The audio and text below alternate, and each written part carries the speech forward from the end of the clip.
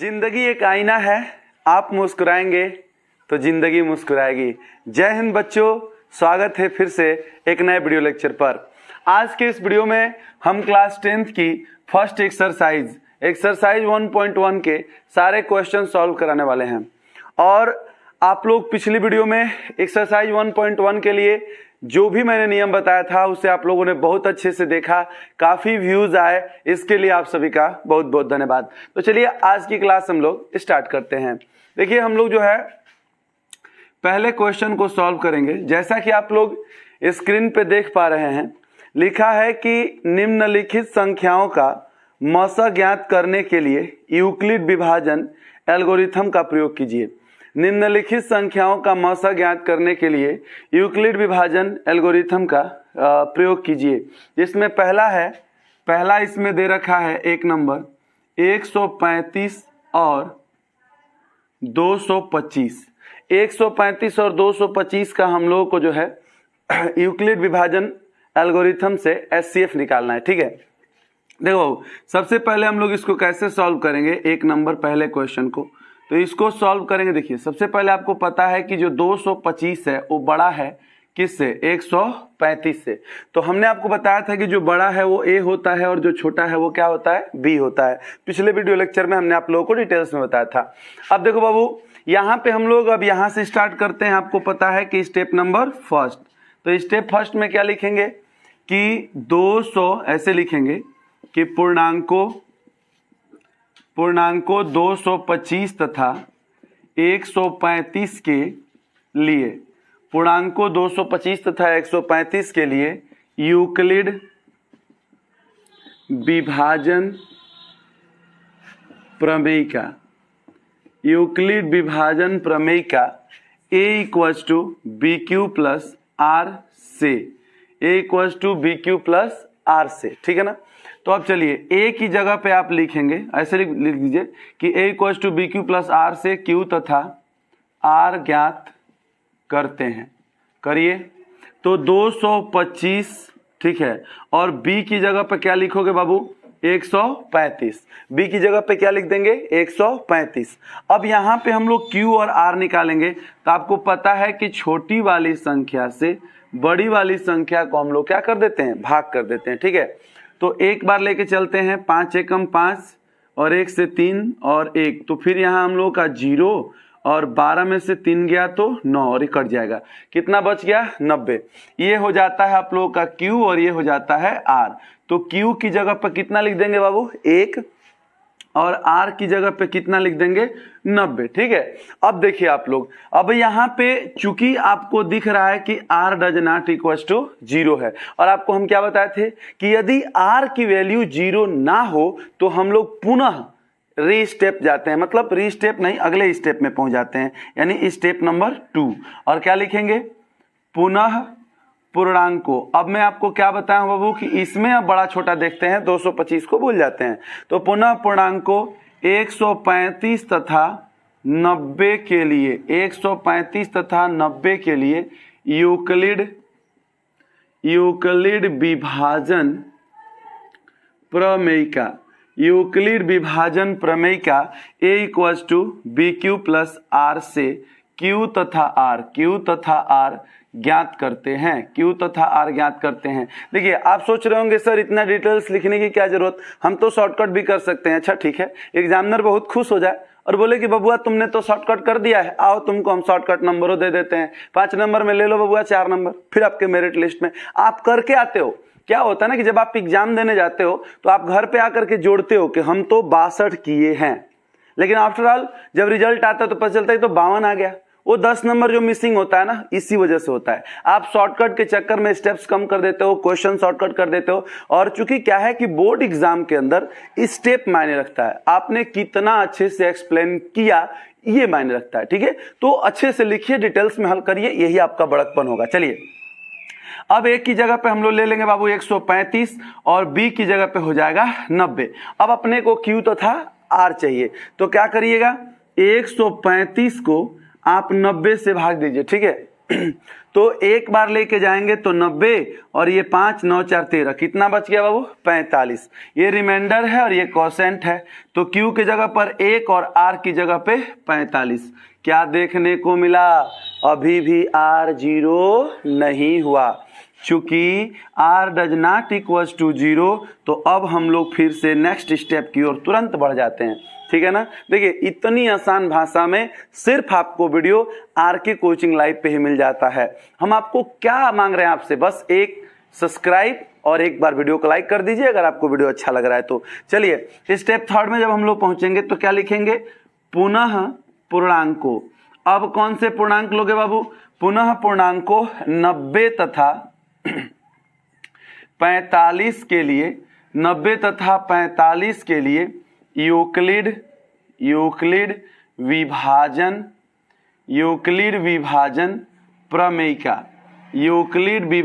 प्रमेय का A equals to BQ plus R से Q तथा R ज्ञात करते हैं, Q तथा R ज्ञात करते हैं, ठीक है बाबू।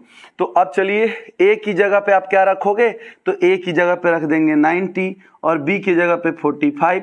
अब Q और R क्या होगा? तो आप क्या करिए कि आप जो है 45 से 90 को भाग दो, तो 45 दूनी 90, पूरा पूरा कट के खत्म, इट मीन्स 0 हो गया।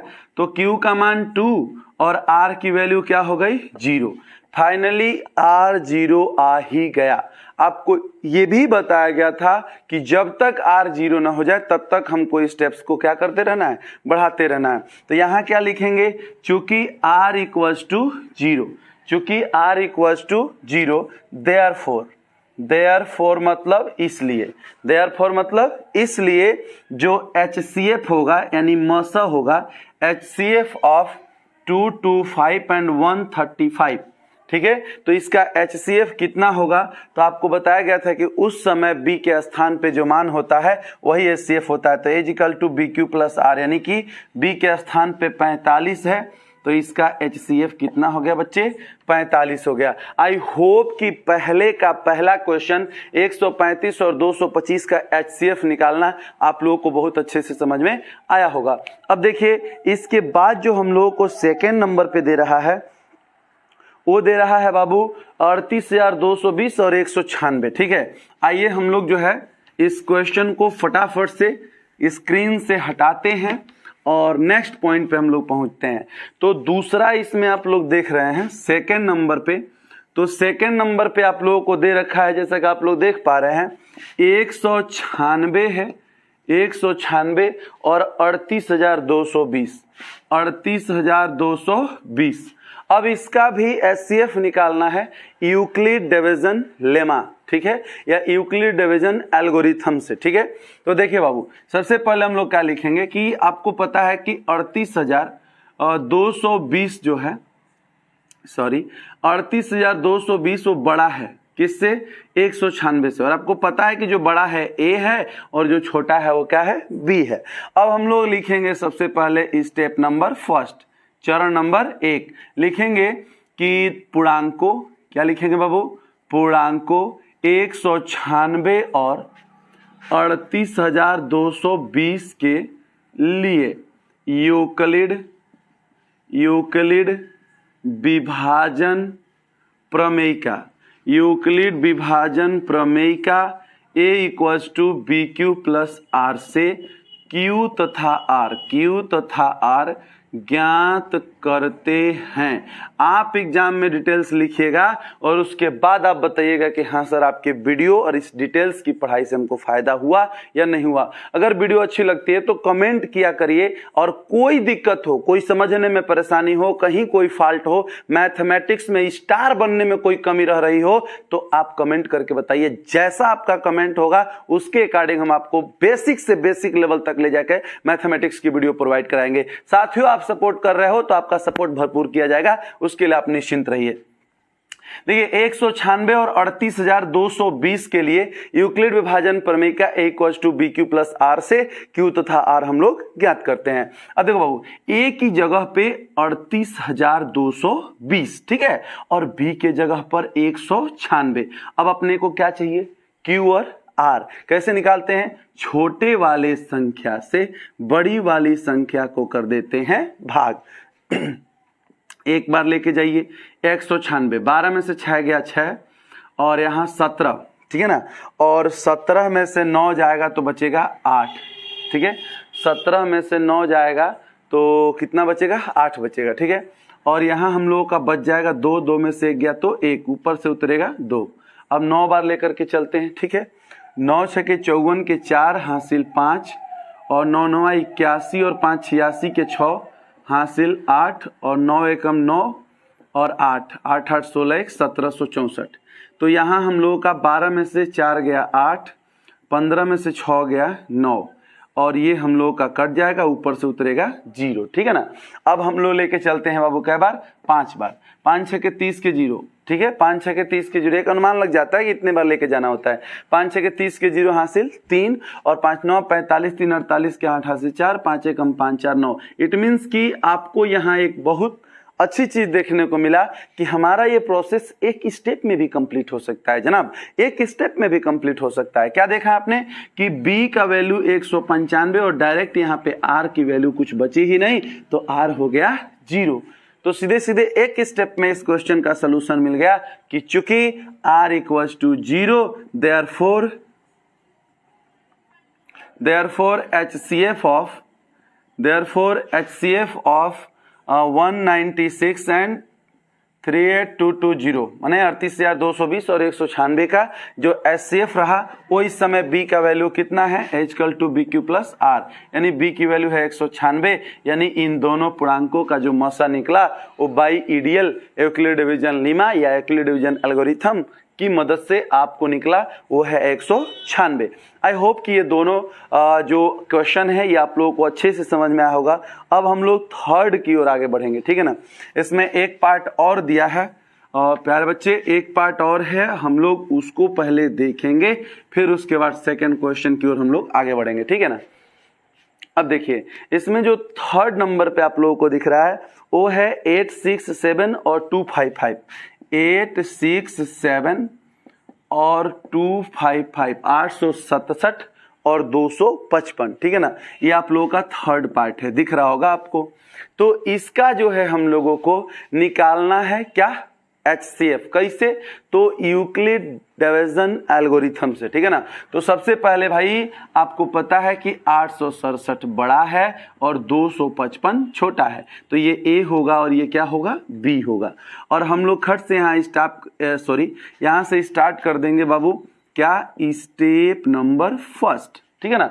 और स्टेप फर्स्ट में क्या लिखेंगे हम लोग कि पूर्णांकों 867 और 255 के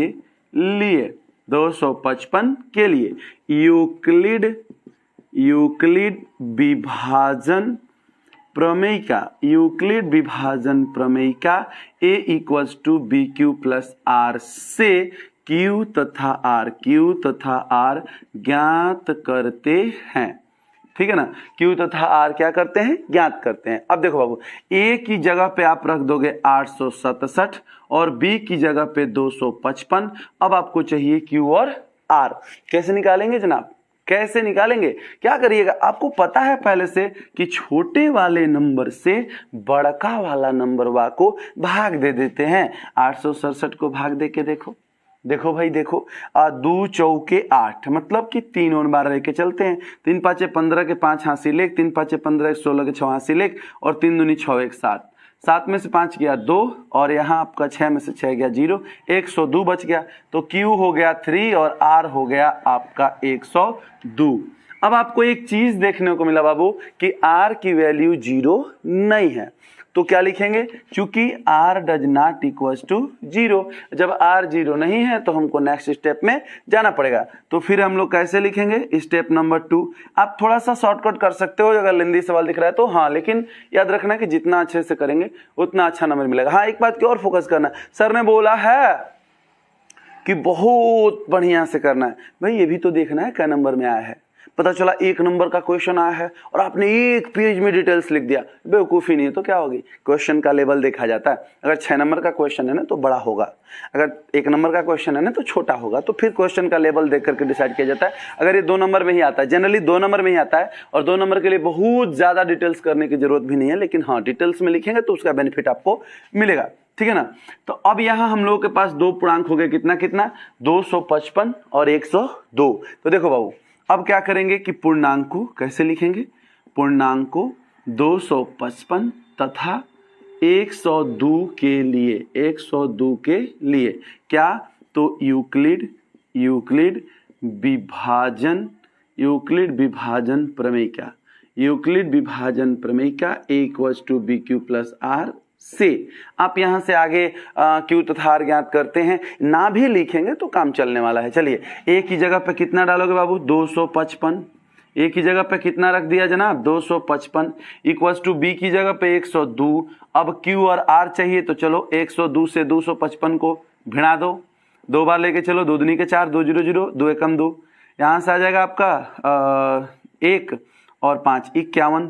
तो यहाँ पे आपको मिल गया 2 और प्लस R, ये होता है कोसेंट, ये रिमाइंडर, तो R की वैल्यू 51 और Q की वैल्यू 2।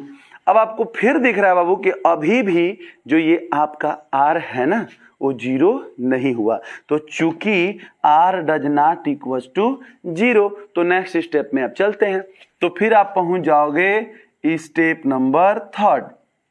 अब कौन कौन से पूर्णांक लीजिएगा, 102 और 51। तो क्या लिखेंगे, पूर्णांक को 102 तथा 51 के लिए यूक्लिड विभाजन प्रमेय का, A = BQ + R से, A = BQ + R से। अरे ओके ना। तो A की जगह पे क्या लिखोगे बाबू, 102, और B की जगह पे कितना लिखेंगे, 51। अब आपको चाहिए Q और R, ठीक है ना। तो कैसे निकलेगा, 102 को आप 51 से दे लो भाग, अरे ओके, तो कै बार जाएगा, 2 बार, और 2 बार में 2 एकम 2, तो 5 10, कहानी खत्म। इट मीन्स 2 और R की वैल्यू 0। क्या देखने को मिला प्यारे बच्चे, कि यहाँ आप लिख सकते हो कि चूंकि R = 0, सो दैट, इसलिए, ठीक है ना, इसलिए हम लोग का क्या हो जाएगा, HCF ऑफ कितना बाबू, 867 एंड 255 का जो HCF है वो यहाँ B की वैल्यू कितनी है, H = BQ + R, B की वैल्यू है 51। तो आपका इन दोनों पूर्णांकों का जो मसा है वो यूक्लिड विभाजन एल्गोरिथम से 51 निकल के आ गया।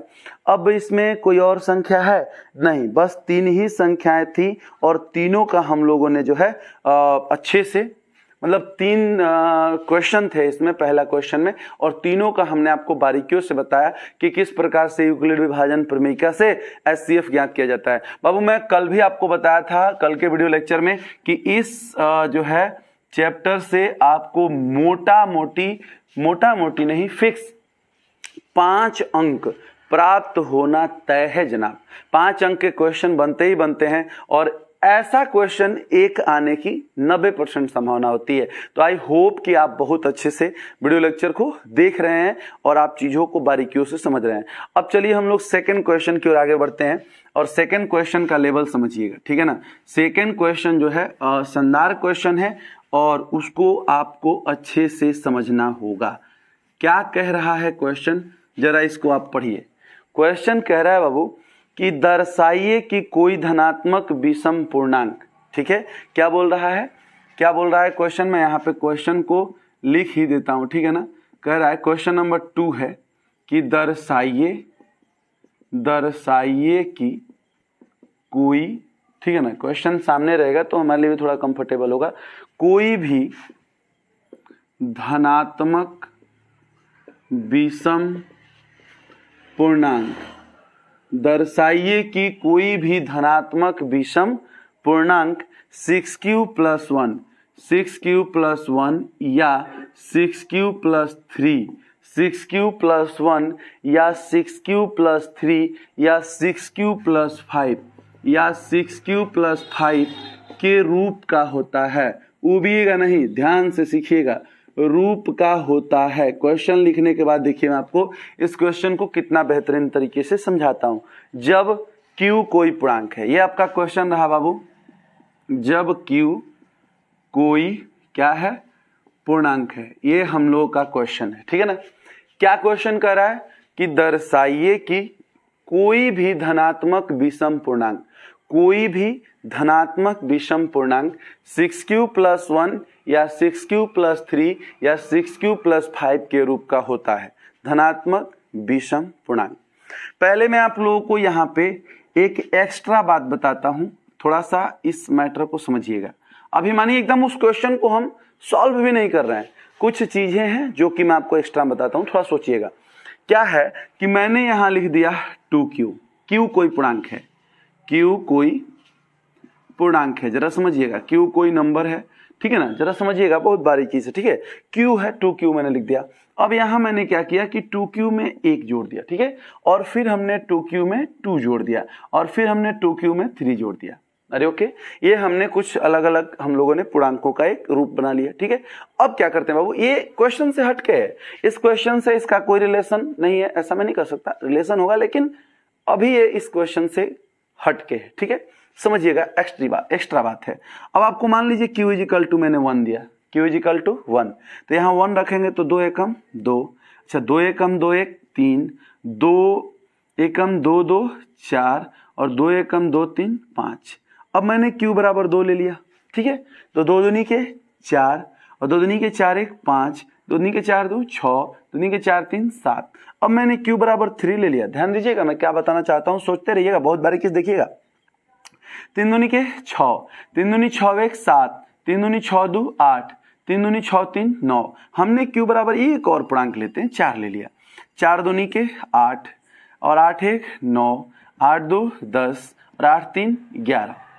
अब आप एक चीज देखो बाबू कि दुनिया के कुछ माने Q कोई भी पूर्णांक हो, आप 2 3 4 5 लिए हो, उसमें 50 तक लाख तक कहीं तक जाओ, कोई भी Q है पूर्णांक, अगर 2 से गुणा हुआ है तो केवल सम संख्याएं आ रही है। यानी कि किसी भी पूर्णांक में, बात कंफर्म हो रहा है कि किसी भी पूर्णांक में अगर 2 से गुणा हुआ हो तो वह सम होगा। एक बात कंफर्म हुई। अगर उस सम में, अरे भाई 2Q सम हो गया, तो उस सम में अगर सम जोड़े हो, अगर उस सम में विषम जोड़ रहे हो, एक क्या है विषम है, तो सम में अगर विषम जोड़ रहे हो तो सब विषम आ रहा है, सम जोड़ रहे हो तो सब सम आ रहा है, विषम जोड़ रहे हो तो सब विषम आ रहा है। यानी कि अगर किसी पूर्णांक में 2 से गुणा हुआ है तो वह सम ही होगा। अगर उस सम में सम जोड़ेंगे तो सम आएगा, विषम जोड़ेंगे तो विषम आएगा, विषम जोड़ेंगे तो विषम आएगा, सम जोड़ेंगे तो सम आएगा। यानी किसी सम पूर्णांक में सम जोड़ने पे सम आएगा, विषम जोड़ने पे विषम आएगा। ये बात अगर आपके दिमाग में बैठ गई हो तो इस क्वेश्चन पे थोड़ा सा फोकस करते हैं। आजा बच्चे, अब कह रहा है कि दर्शाइए कि कोई भी धनात्मक विषम पूर्णांक इस और इस रूप का होता है, इस रूप का होता है। तो हम एगो पूर्णांक मान लेते हैं, माना एक पूर्णांक a है, माना एक पूर्णांक क्या है बाबू, a है, और यहां पे b बराबर हम लोग क्या मान लेंगे, तो देखो इसका फॉर्म देखो, a = आपने क्या पढ़ा है पहले, BQ + R, तो ये BQ + R का फॉर्म दिख रहा है ना, यानी b के जगह पे 6 है, q है और ये r है, यानी कि b के जगह पर क्या है 6, तो हम मान लेते हैं कि b = 6।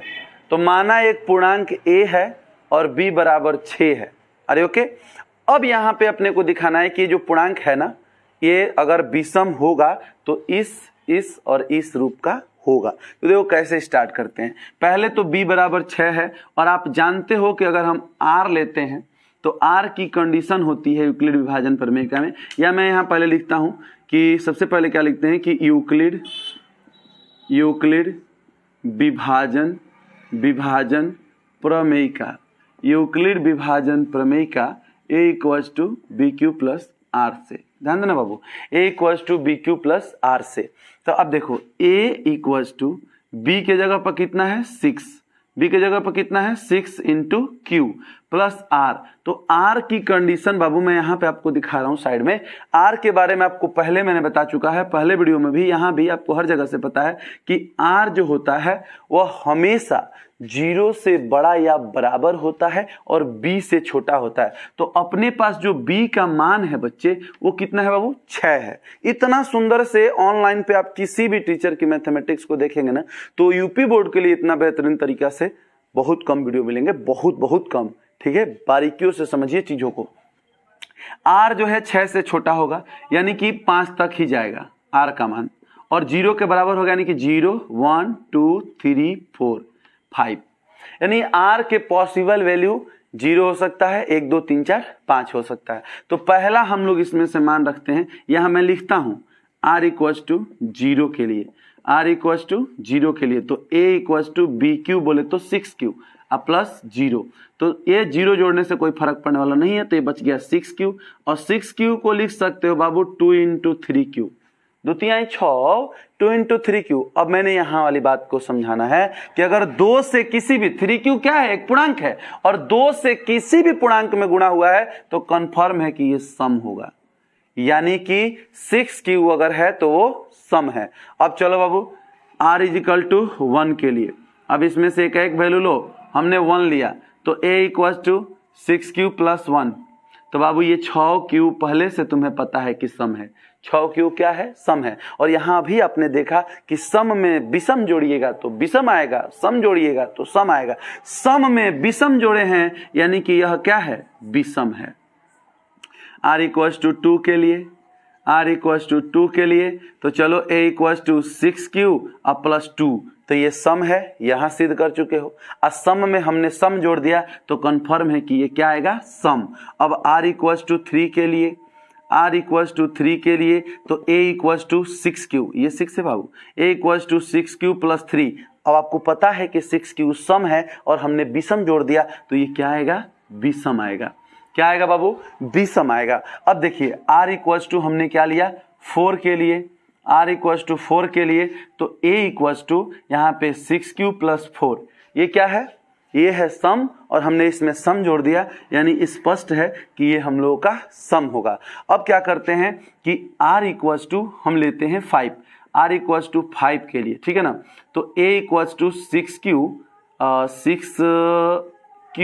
प्लस 5, हमने क्या करा, 6q सम है और विषम जोड़ा तो यहाँ पे ये मैटर क्या आएगा निकल के, विषम। इट मीन्स बच्चे ये बात प्रूफ हुई कि अगर कोई पूर्णांक a है, हमने पहले उस पूर्णांक को a माना था, तो वह पूर्णांक विषम है तो 6q प्लस 1 के रूप में होगा तो विषम होगा, यानी कि 6q प्लस 1 के रूप में कोई पूर्णांक विषम होता है। 6q प्लस 3, यहाँ देखो 6q प्लस 3 होगा तो पूर्णांक विषम होगा, अगर 6q प्लस 5 होगा तो पूर्णांक विषम होगा। तो लास्ट में निष्कर्ष रूप में लिख सकते हैं आप कि इससे स्पष्ट है, इससे स्पष्ट है कि कोई धनात्मक विषम पूर्णांक, कोई धनात्मक विषम पूर्णांक 6q प्लस 1, 6q प्लस 3 और 6q प्लस 5, 6q प्लस 5 के रूप का होता है। Hence proved. I hope my dear student कि यह क्वेश्चन आपको लाजवाब तरीके से समझ में आया होगा, और ऐसा भी क्वेश्चन आपके एग्जाम में देखने को मिलता ही मिलता है, इसमें कोई शक नहीं है, ठीक है ना। अब हम लोग बढ़ेंगे आप लोगों के थर्ड क्वेश्चन की ओर, तीसरे क्वेश्चन की ओर। तो चलिए हम आपको बताते हैं कि आपका तीसरा क्वेश्चन किस टाइप का है और उसमें क्या पूछा गया है, ठीक है ना।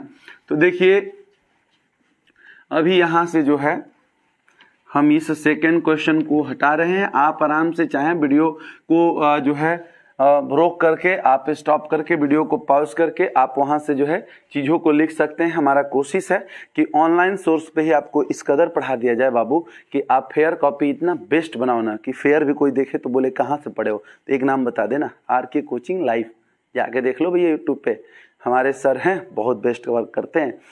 चलो भाई थर्ड क्वेश्चन आप स्क्रीन पे देखिए, लिखा है कि किसी परेड में 616 सदस्यों वाली सेना यानी आर्मी की टुकड़ी को 32 सदस्यों वाली एक आर्मी बैंड के पीछे मार्च करना है। दोनों समूहों को समान संख्याओं वाले स्तंभों में मार्च करना है, तो उन स्तंभों की संख्या कितनी होगी जिनमें वे मार्च करेंगे। क्या पूछा है क्वेश्चन में बाबू?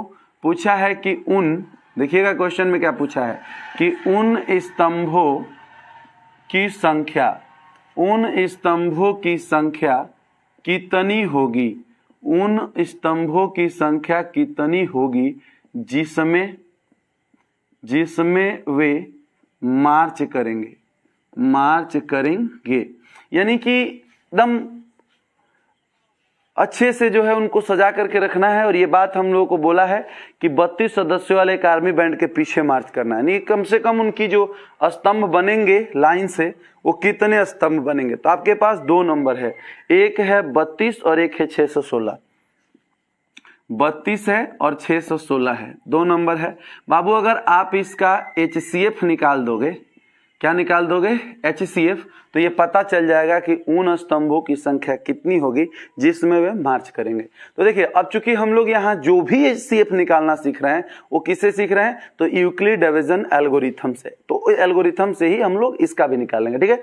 तो आपको पता है कि जो बड़ा है वो A है और जो छोटा है वो क्या है? B है। तो हम लोग सबसे पहले चलेंगे स्टेप नंबर फर्स्ट। और क्या लिखेंगे बाबू कि पूर्णांकों 32 तथा 616 के लिए, 32 तथा 616 के लिए यूक्लिड विभाजन प्रमेय A equals to BQ plus R से, ठीक है। तो देखिएगा यहाँ पे, ये हम लोगों का A की जगह पे हम लोग लिख देंगे 616, ठीक है। और B की जगह पे हम लोग का कितना हो जाएगा बाबू? 32। B की जगह पे कितना हो जाएगा? 32।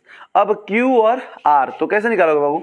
आप 32 से 616 को, एनर्जी की कमी नहीं होनी चाहिए क्लास में, एनर्जी की कमी नहीं दिखना चाहिए। अगर आप वीडियो देख रहे हो तो बहुत शानदार से पूरी वीडियो देख करके जाना, आपके लिए ही फायदेमंद है। चलिए 32 से भाग दीजिए, तो 32 दूनी के 64, 2 बार तो जाएगा नहीं भाई, एक बार लेके जाएंगे। 32, 11 में से 2 गया 9 और 5 में से 3 गया 2, ऊपर से उतरेगा 6, ठीक है ना। अब 3 8 है 24, 8 बार लेके चलते हैं, देखते हैं। 8 दूनी 16 के 6 हासिल है, 3 के 24 1 25। अगर 9 बार लेके चलते हैं तो कितना होता है? तो 9 दूनी 18 के 8 हासिल है, 3 27 1 28। चलो अब 16 में से 8 गया 8 और ये कट गया, कितना बचा हम लोग के पास? 8। ये Q है और ये R है, तो Q की जगह पे 19 और R की जगह पे हो गया 8। अब क्या देखने को मिला बाबू? जो R है वह 0 नहीं हुआ, ठीक है ना। तो चूंकि R does not equals to 0, और आपको पता है कि जब R 0 ना हो तो हम नेक्स्ट स्टेप में तुरंत बढ़ जाते हैं। तो चलो बाबू, अब हम लोग पहुंचेंगे स्टेप नंबर 2। तो स्टेप 2 में हम लोग क्या करेंगे? फिर लिखेंगे कि पुनः पूर्णांकों, कौन सा पूर्णांक लेंगे बाबू? 32 और 8। पुनः पूर्णांकों 32 तथा 8 के लिए, पुनः पूर्णांकों 32 तथा 8 के लिए यूक्लिड विभाजन प्रमेयिका A equals to BQ plus R से, A equals to BQ plus R से, ठीक है ना। तो अब आप क्या करोगे बाबू? A की जगह पे बड़ा कौन है? 32, तो A की जगह पे 32, B की जगह पे 8 और Q और R। तो 8 से 32 को भाग दोगे तो 8 चौक 32, 4 बार में काम खत्म। यानी कि यहाँ पे Q का मान 4 और R का मान 0। तो चूंकि R इक्वल्स टू 0, इसलिए जो B के स्थान पे है वो मसा हो जाता है। तो HCF ऑफ 32 और 616, HCF ऑफ 32 एंड 616 का जो HCF होगा वो निकल के आ जाएगा बाबू कितना? 8। यानी कि उन स्तंभों की संख्या कितनी होगी जिसमें वे मार्च करेंगे। तो क्या लिखोगे? अतः स्तंभों की संख्या इक्वल्स टू 8। अतः स्तंभों की संख्या इक्वल्स टू कितना हो गया? 8। बाबू, इस वीडियो में हमने आप लोगों को 3 क्वेश्चन कंटिन्यूअसली इस एक्सरसाइज का बताया। पहला क्वेश्चन, दूसरा क्वेश्चन, तीसरा क्वेश्चन 1.1 का। ठीक है। वीडियो लेक्चर्स रेगुलर आप लोगों को मिलते रहेंगे। कंटेंट आपको पता है कि पूरे 15 चैप्टर की मैथमेटिक्स है, जो कि मैं आप लोगों को कंप्लीट आपके एग्जाम आने से पहले तक कोशिश करूंगा कि मैं पढ़ा दूं। आगे हमारी कोशिश निरंतर जारी रहेगी। बस आपका सपोर्ट, प्यार दुलार मिलता रहे, चैनल को सपोर्ट मिलता रहे, तो फिर तो हम आपके लिए फाड़ू परफॉर्मेंस लेकर के आते रहेंगे। मैथमेटिक्स का कीड़ा आपके अंदर जगा देंगे, मैथमेटिक्स से प्यार आपके दिल में जगा देंगे। बहुत बारीकियों से पढ़ा के मैथमेटिक्स से जो लगाव है वो आपका हम तगड़ा कर देंगे, ठीक है। तो साथियों, आप अगर हमारे वीडियो पे नए हैं तो ऐसे ही शानदार वीडियो के लिए, ऐसे ही मैथमेटिक्स के बेसिक से लेकर के ऊंचाइयों तक की चीजों को अच्छे से प्रिपेयर करने के लिए आप हमारे चैनल को सब्सक्राइब कर लें, वीडियो को लाइक कर दें और अपने जैसे लोगों तक शेयर करते रहें। जय हिंद, मिलते हैं अगले वीडियो में, बाय बाय।